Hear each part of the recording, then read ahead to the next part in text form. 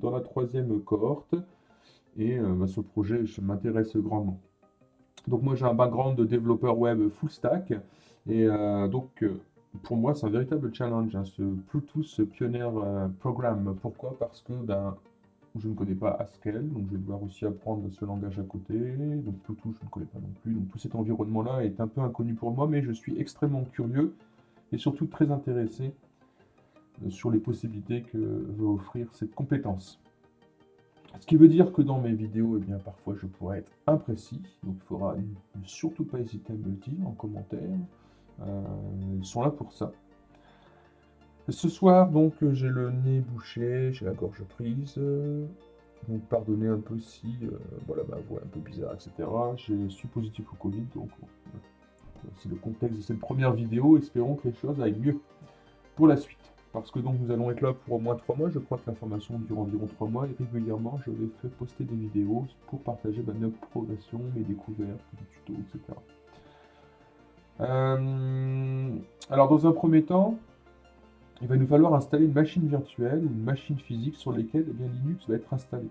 Et si on se réfère à la documentation et aux différentes discussions sur Discord, la distribution conseillée, donc c'est Ubuntu 20.04.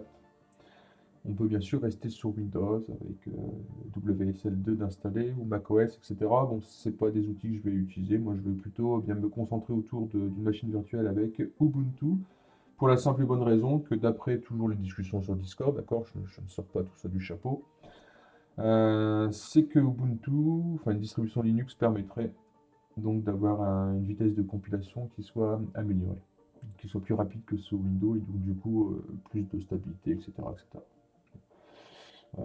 Donc une machine virtuelle c'est accessible, moi j'utilise VirtualBox, donc ça ne va pas poser réellement de problème.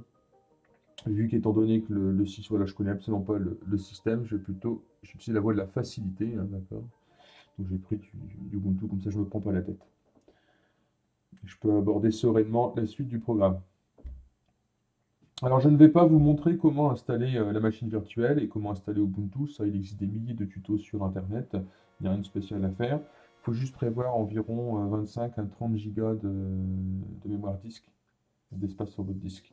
Donc moi j'ai pris 50 pour être large. Donc là, je fais un update et un upgrade de la machine pour récupérer l'ensemble des packages et tout, pour mettre à jour ma machine. Donc ça, écoutez, je vais passer ça en accéléré parce que vous savez le faire, ça n'a rien à voir avec le. Donc nous allons maintenant installer Git et Nix. Alors pour commencer, nous allons installer donc Git qui est un gestionnaire de version de code source. Donc, sudo apt install Git. Nous allons maintenant récupérer donc les fichiers sources qui sont dans GitHub. Donc pour cela, nous allons utiliser la commande git clone et puis bien sûr l'URL du dépôt Git en question. Donc il va les télécharger automatiquement dans votre dossier document. Et donc vous verrez, hein, si vous faites un ls de votre fichier de votre dossier document, de votre répertoire, le nom du dépôt, donc c'est bluetooth-app, et bien automatiquement vous aurez un dossier qui s'appelle bluetooth-app.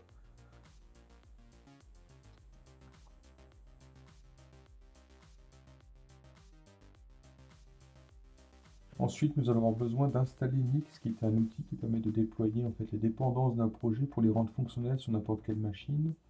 Grâce à Nix, l'installation en fait, ou la mise à jour d'un package du projet ne peut pas entrer en conflit avec les autres dépendances. Pourquoi? Parce que chacune des dépendances sont isolées les unes des autres. Donc, si vous êtes curieux, allez voir la documentation de Nix. Donc l'installation de Nix va nécessiter en fait, dans un premier temps curl. C'est pour ça que je fais un sudo apt install curl. Et ensuite, donc, je lance cette commande qui affiche à l'écran. Dans le process d'installation, il y a des questions qui vous sont posées. Donc voilà, regardez un peu ce que j'ai mis. J'ai mis non. Pour première question, yes. Bon, après c'est de l'anglais, vous lisez, vous arrivez à comprendre, je ne vais pas détailler ça. Alors une fois que l'installation de Nix est faite, il y a quelque chose d'extrêmement important à faire tout de suite après. C'est de configurer le cache IOHK. Ça sert à accélérer la compilation. Donc vous allez donc sur la documentation et vous allez copier-coller dans le fichier nix.conf qui se trouve dans etc nix et nix.conf. Vous allez donc me coller ces instructions. Et ensuite ça sera suffisant, vous sauvegardez et donc vous aurez configuré ainsi le cache. L'étape suivante va être en fait de compiler les packages Haskell à partir donc, du dossier Bluetooth cloné, pardon. Donc il faut se rendre donc, dans le dossier Bluetooth-app qui est dans votre répertoire, ici dans mon répertoire dossier. Et ensuite donc, je tape cette commande. J'ai un message d'erreur. En fait, dans la commande qui est donnée dans la documentation, il manque donc un paramètre que voilà, à l'écran, on voit qu'on récupère en fait dans le message d'erreur et je copie ce paramètre qu'on nous donne dans le message d'erreur, je le copie dans la commande de base. Ensuite, je fais un entrée et vous voyez que la commande s'exécute parfaitement. Donc, si vous avez ce message d'erreur, faites comme j'ai fait à l'écran.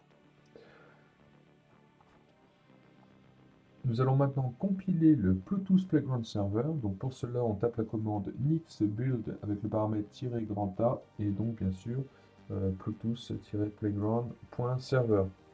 Cela se fait, ne l'oubliez pas, hein, dans le dossier Bluetooth.apps. Alors nous sommes à la fin.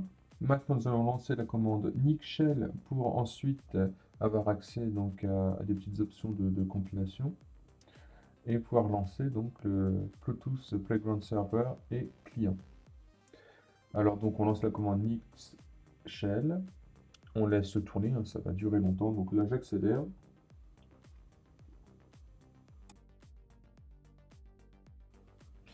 Alors une fois que la commande nix shell est finie, il va falloir lancer notre commande à partir du shell, justement. Vous voyez là sur le prompt, on a le nix-shell. Donc à partir de ce prompt, ne pas oublier de faire la commande cd Bluetooth playground-client pour rentrer dans ce dossier-là, dans ce répertoire-là. Et une fois que vous êtes dedans, vous lancez la commande Bluetooth Playground Server. Donc ça va lancer le serveur. Une fois que le serveur est lancé, vous ouvrez notre console. Sur cette autre console, toujours dans le... Faites attention, hein, soyez dans le dossier Bluetooth-apps. Une fois que vous êtes dedans, vous relancez nix-shell. Vous attendez que ça se passe. Et ensuite, vous rentrez dans le dossier Bluetooth-playground-client. Et cette fois-ci, vous lancez la commande npm espace run espace start. Et là maintenant, vous êtes prêt pour tester le Bluetooth Playground Client. Voilà, c'est terminé. Donc assurez-vous sur vos deux consoles que le client et le serveur soient bien démarrés. Ensuite, une fois que c'est fait, eh bien rendez-vous donc sur FileZilla ou sur un autre navigateur pour aller joindre l'adresse localhost sur le port 8009. Et là, vous aurez accès donc au début des exercices et surtout à Bluetooth Playground qui va vous permettre de maintenant programmer, tester des choses sur les smart contracts, etc. Donc ça, on verra par la suite dans les exercices à l'issue de la première lecture de jeudi. Voilà, au revoir à vous, merci de votre attention, j'espère que ça vous a aidé et n'hésitez pas à cliquer, pardon, à liker, etc. Abonnez-vous, vous connaissez la chanson. À bientôt!